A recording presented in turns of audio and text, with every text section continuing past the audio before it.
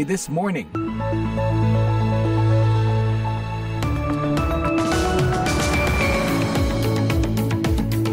Selamat pagi, inilah VOA This Morning, Senin 22 Juli 2024. Dari Studio 17 VOA di Washington DC, saya Madioni ditemani teknisi Suber Altayib dan produser Jimmy Manan. Laporan-laporan VOA pagi ini akan menyampaikan mengenai Presiden Joe Biden yang mundur dari pencalonan presiden. Presiden Amerika Serikat Joe Biden mengumumkan pengunduran dirinya sebagai kandidat calon presiden petahana dari Partai Demokrat hari Minggu. Dan tentang Indonesia yang menyambut positif fatwa ICJ soal Israel. Pertama, saya kira yang bisa kita nilai adalah kira-kira berani nggak PBB misalnya sebagai lembaga internasional itu menghentikan untuk sementara keanggotaan Israel di PBB. PBB berani tidak? Nah itu kan tidak disinggung sampai sekarang. Siaran ini juga bisa diikuti secara live streaming di www.voaindonesia.com atau simak lagi dalam podcast langganan Anda dan YouTube VOA This Morning episode hari ini. Berikut kita awali berita dunia pagi ini bersama Eva Masrieva. Selamat pagi pendengar, Presiden Joe Biden minggu siang mengundurkan diri dari pencalonan sebagai calon presiden Partai Demokrat pada tahun 2024, mengakhiri upayanya untuk terpilih kembali setelah debat yang mengecewakan dengan Donald Trump, yang menimbulkan keraguan mengenai kelayakannya untuk menjabat kembali. Pengunduran diri Biden dari pencapresan ini hanya berselang 4 bulan sebelum hari pemungutan suara. Continue to strengthen our healthcare system, making sure that we're able to make every single solitary person eligible for what I've been able to do with. Keputusan ini diambil setelah meningkatnya tekanan dari sekutu-sekutu Biden di Partai Demokrat untuk mundur setelah debat Capres pada 27 Juni, di mana Presiden berusia 81 tahun itu tidak banyak bicara, sering memberikan jawaban yang tidak masuk akal, dan tidak mempersoalkan kebohongan-kebohongan yang disampaikan Trump. Biden berencana untuk menjalani sisa masa jabatannya akan berakhir tepat pukul 12 siang pada tanggal 20 Januari 2025. Para pemimpin Partai Demokrat telah memilih Wakil Presiden Kamala Harris untuk memimpin partai mereka melawan Donald Trump dalam pemilihan presiden 2024. Harris yang berusia 59 tahun adalah perempuan, orang kulit hitam dan keturunan Asia Selatan pertama yang menjabat sebagai Wakil Presiden. Pengumuman ini merupakan kejutan terbaru dalam kampanye menuju Gedung Putih yang dilihat oleh kedua partai politik sebagai pilpres yang paling penting dalam beberapa generasi. Pengumuman Biden ini terjadi hanya beberapa hari setelah percobaan pembunuhan terhadap Trump di sebuah rapat umum di Pennsylvania.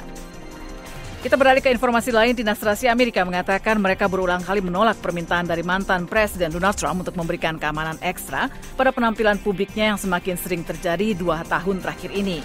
Meskipun tim Trump tidak secara khusus meminta lebih banyak personil keamanan dalam rapat umum politik di Butler, Pennsylvania 13 Juli lalu, di mana ia ditembak dan hampir tewas. If you want to really see something that said, take a look at what happened.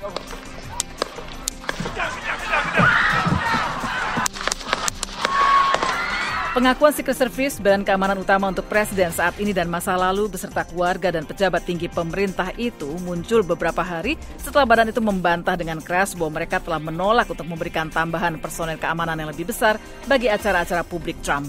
Sikap baru ini muncul ketika Ketua DPR Mike Johnson bersama dengan beberapa pejabat Partai Republik lainnya menyerukan agar Direktur Secret Service Kimberly Chittle mengundurkan diri atau dipecat sebagai buntut dari kelalaian tim personil keamanan yang berujung pada upaya pembunuhan Trump.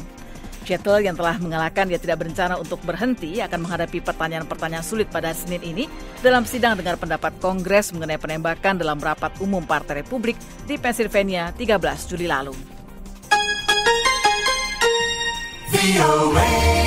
Ketua Olimpiade Paris, Tony Estanguet, pada hari Minggu menekankan bahwa pihak keamanan yang sempurna merupakan prioritas utama timnya dan pihak berwenang menjelang penyelenggaraan pesta olahraga bergengsi itu yang akan dibuka Jumat ini.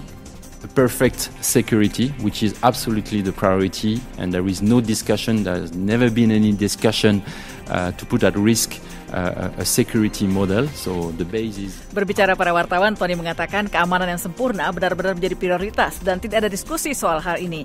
Jadi tidak pernah ada diskusi untuk membahayakan model keamanan. Pada dasarnya adalah bagaimana kami menjamin keamanan bagi para penonton dan atlet. Setahun lalu, Estanguet juga dengan berani menyatakan bahwa ibu kota Prancis akan menjadi tempat teraman di dunia saat Olimpiade dibuka Jumat nanti. Perkiraan yang penuh percaya diri itu tidak terlalu mengada-ngada dengan adanya skuadron polisi yang berpatroli di jalan-jalan Paris jet tempur dan tentara yang siap siaga, serta pagar besi yang dipasang seperti tirai besi di kedua sisi Sungai Seine. Operasi polisi dan militer Prancis yang besar ini sebagian besar karena Olimpiade berlangsung pada tanggal 26 Juli hingga 11 Agustus menghadapi tantangan keamanan yang belum pernah terjadi sebelumnya. Keamanan menjadi prioritas utama karena kehadiran 10.500 atlet dan jutaan pengunjung. Pasukan keamanan yang terdiri dari 45.000 polisi dan aparat bersenjata yang didukung oleh 10.000 tentara telah mendirikan kamp militer terbesar di Paris sejak Perang Dunia Kedua, di mana para tentara dapat mencapai salah satu lokasi Olimpiade dalam waktu 30 menit.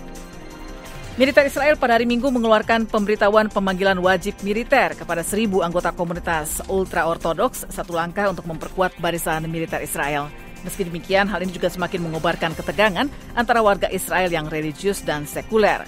Mahkamah Agung bulan lalu memutuskan bahwa Kementerian Pertahanan tidak lagi dapat memberikan pengecualian kepada pelajar seminari Yahudi untuk mengikuti wajib militer. Peraturan itu berlaku ketika sekitar masa pendirian Israel tahun 1948 saat jumlah kaum ultra-ortodoks atau Haredi masih sangat sedikit. VOA This Morning, Presiden Amerika Joe Biden mengundurkan diri dari pencapresannya hari Minggu waktu Amerika. Partai Demokrat harus segera membuat keputusan siapa yang akan menggantikannya sebagai bakal calon presiden dan bagaimana mekanismenya. Tim VOA melaporkan. Presiden Amerika Serikat Joe Biden mengumumkan pengunduran dirinya sebagai kandidat calon presiden petahana dari Partai Demokrat hari Minggu. Dalam surat yang ia posting di media sosialnya, Biden mengatakan, adalah demi kepentingan terbaik partai saya dan negara saya untuk saya mengundurkan diri dan fokus memenuhi tugas saya sebagai presiden selama sisa masa jabatan saya. Melalui unggahan Twitter-nya, Biden juga menyatakan dukungan penuhnya bagi wakil presidennya Kamala Harris untuk menjadi calon presiden Amerika Serikat dari Partai Demokrat. Hampir seluruh 3.800-an delegasi yang akan menghadiri Konvensi Nasional Partai Demokrat atau DNC di Chicago Agustus mendatang telah menjanjikan suara mereka untuk memilih Biden yang memenangkan pemilihan pendahuluan di Amerika. Akan tetapi, menurut peraturan DNC, janji itu bisa diubah, kata John C. Fortier, pakar pemilu di American Enterprise Institute melalui Skype. There may be some negotiation if Joe Biden were to decide to step aside to say, mungkin akan ada negosiasi seandainya Biden memutuskan untuk mundur dan mengatakan mungkin kita setidaknya dapat mendorong atau mendukung atau mencoba menentukan cara agar wakil presiden Harris bisa menjadi calonnya. Akan tetapi tidak ada jaminan pasti atau cara yang sah bagi Biden untuk mengalihkan dukungannya pada Harris. Sebagai sosok yang ada pada urutan pertama pewaris jabatan presiden, Wapres Kamala Harris akan menjadi pilihan yang paling masuk akal. Sebanyak 58% pemilih Partai Demokrat menganggap Harris bisa menjadi presiden yang baik, menurut jajak pendapat terbaru dari AP/NORC. Namun hanya 30% penduduk Amerika secara umum yang berpikiran sama. Sebagai pasangan Biden pada Pilpres mendatang, Harris dapat menggunakan dana kampanye mereka, sekitar 1,4 triliun rupiah. Pencalonan Harris yang seorang perempuan kulit hitam juga bisa mengamankan suara pemilih kulit hitam yang merupakan blok dukungan yang penting bagi partainya. Meski demikian, Partai Demokrat mungkin juga ingin menghindari kesan tidak demokratis dari penobatan Harris secara otomatis sebagai capres. Elaine Kamarck dari The Brookings Institution adalah penulis buku yang menjelaskan bagaimana Amerika mengajukan calon presiden. Melalui Skype, ia mengatakan, the goal of the party will be to have some sort of process. Partai akan berkeinginan untuk mengadakan suatu proses sebelum konvensi. Dan pada konvensi itu, proses tersebut memungkinkan siapa saja yang memasuki bursa capres untuk membujuk para delegasi. Prosesnya bisa segala rupa. Bisa berupa pertemuan regional, bisa berupa debat. Pada konvensi, Partai Demokrat juga harus menentukan siapa yang akan menjadi calon wakil presiden, di mana prosesnya bisa memicu gairah baru sekaligus perpecahan. We will very quickly. Sementara itu, Partai Republik menunjukkan persatuannya di balik calon presiden Donald Trump yang menutup Konvensi Nasional Partai Republik pekan lalu. Rifan Dwi Astono, VOA Washington.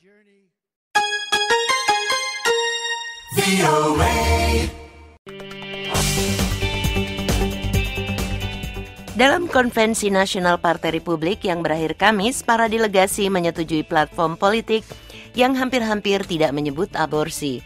Ini sangat kontras dengan sikap terdahulu partai. Kepala Koresponden Nasional VOA, Steve Herman melaporkan dari konvensi bahwa sikap resmi yang lebih lunak mengenai hak-hak reproduksi ini bertujuan untuk membuat kandidatnya, Donald Trump, lebih menarik bagi para pemilih yang belum menentukan pilihan. Berikut laporan selengkapnya. Para delegasi Partai Republik yang mengikuti konvensi di Milwaukee bersatu mendukung Donald Trump, terutama setelah upaya pembunuhan terhadapnya beberapa hari sebelum itu. Tetapi ada perselisihan mengenai satu isu yang telah lama menjadi inti dalam kebijakan konservatif, yaitu aborsi. Pengesahan platform partai dengan pemungutan suara tanpa perdebatan membuat kecewa banyak pemilih Partai Republik yang mendukung larangan ketat terhadap aborsi. Sementara yang lainnya yang berpendirian sama kini bersikap pragmatis. Sheila Klopp, seorang pemilih yang juga penganut Katolik di Wisconsin, mengatakan, It's not going to be all or nothing, and we're not going to win elections if that's our stand. Ini tidak akan menjadi sesuatu yang harus diterapkan sepenuhnya atau tidak sama sekali, dan kita tidak akan menang pemilu jika itu sikap kita. Jadi kita harus berkompromi sedikit, ini perlu waktu. Klopp setuju bahwa meskipun para aktivis mendorong larangan total aborsi, banyak politisi Republik yang harus memoderasi advokasi anti-aborsi mereka agar dapat terpilih. Mantan kandidat Presiden Partai Republik, Vivek Ramaswamy, memberitahu VOA bahwa ia 100% pro-life atau anti-aborsi. Namun, menerapkan pendekatan yang lebih lunak merupakan suatu keharusan politik. Kandidat Presiden Partai Republik, Trump, mengemukakan. But I'm proud to be the most pro-life president in American history. Tetapi saya bangga menjadi presiden yang paling pro-life dalam sejarah Amerika. Trump setidaknya untuk sementara ini memilih politik daripada prinsip dengan membatasi retorika kerasnya mengenai isu aborsi, menurut pakar branding dan ilmuwan tamu di Heritage Foundation, Steve McKee. Menurut McKee, I think he is friendly to the life cause. Saya pikir ia mendukung isu anti-aborsi dan saya pikir kita akan dapat membuat kemajuan di bawah pemerintahan mendatangnya. Optimisme McKee dikemukakan juga oleh Noel Huizenga, ahli strategi digital semasa Trump menjabat. Kata wakil ketua organisasi National Religious Broadcasters itu, untuk saya pribadi, saya cenderung melihat lebih banyak ke sejarah daripada ke retorika kampanye. Dan saya pikir jika kita menghadapi para kandidat yang pernah menjabat sebelumnya, ada banyak hal yang akan kita kerjakan. Kandidat yang paling banyak bekerja sama dengan gerakan pro-life pada masa pemerintahan Trump tidak akan kembali, terlepas dari apapun yang terjadi dalam pemilu November. Sebagai wakil presiden, Mike Pence yang evangelis menjaga agar pesan-pesan anti-aborsi terus berkumandang. Meskipun calon wakil presiden Trump tahun ini, J.D. Vance, menentang amandemen hak-hak aborsi di negara bagian asalnya tahun lalu, ia kemungkinan besar tidak akan membawa semangat yang sama ke Gedung Putih seperti yang dilakukan Pence. Tim VOA melaporkan, Utami Husin, Washington DC.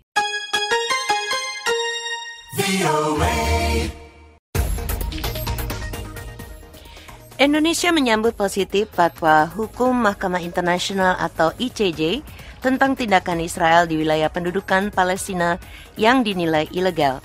Fatwa ini dinilai telah memenuhi aspirasi Indonesia dan masyarakat internasional untuk mewujudkan keadilan bagi Palestina. Namun, para pengamat menilai mustahil Israel akan mematuhi fatwa itu.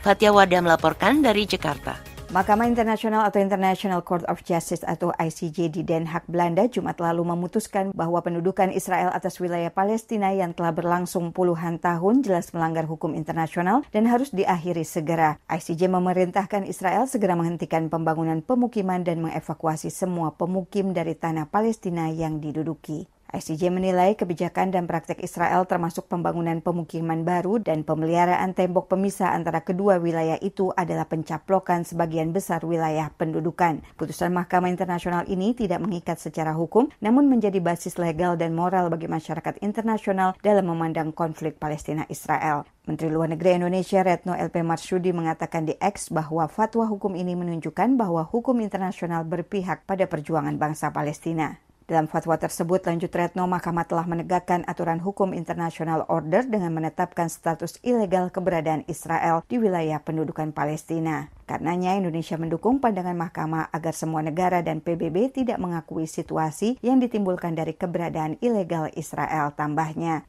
Diwawancara VOA melalui telepon, pengamat hubungan internasional di Universitas Islam Indonesia Hasbi Aswar menilai fatwa ICJ itu merupakan suatu hal yang positif, tapi ia pesimis Dewan Keamanan PBB atau bahkan Israel sendiri akan menindaklanjutinya. Pertama, saya kira yang bisa kita nilai adalah kira-kira berani nggak PBB misalnya sebagai lembaga internasional itu menghentikan untuk sementara keanggotaan Israel di PBB. PBB berani tidak? Guru Besar Hukum Internasional di Universitas Indonesia, Profesor Dr. Hikmahanto Juwana menjabarkan 4 hal yang menurutnya tidak akan mengubah sikap Israel menduduki Palestina meskipun ada putusan ICJ itu. Pertama, Israel akan tetap mengokupasi tanah Palestina meski ada putusan ICJ itu, ujar Hikmahanto. Ini dikarenakan Israel akan beralasan bahwa fatwa ICJ itu bukan produk hukum. Kedua, Amerika dan negara sekutu Israel akan tetap mendukung okupasi ilegal Israel di tanah Palestina, bahkan akan melindungi Israel jika ada negara yang hendak memaksakan fatwa dengan kekerasan atau penggunaan senjata. Ketiga, dalam hubungan antar masyarakat internasional yang berlaku adalah hukum rimba, bukan hukum internasional. Faktor keempat, ujar Hikmahanto, adalah karena kebanyakan negara-negara di dunia tidak dapat berbuat apapun untuk menegakkan berbagai putusan, resolusi, dan fatwa PBB yang sangat berpihak pada rakyat Palestina. Dari Jakarta, Fathia Wardah melaporkan untuk VOA Washington.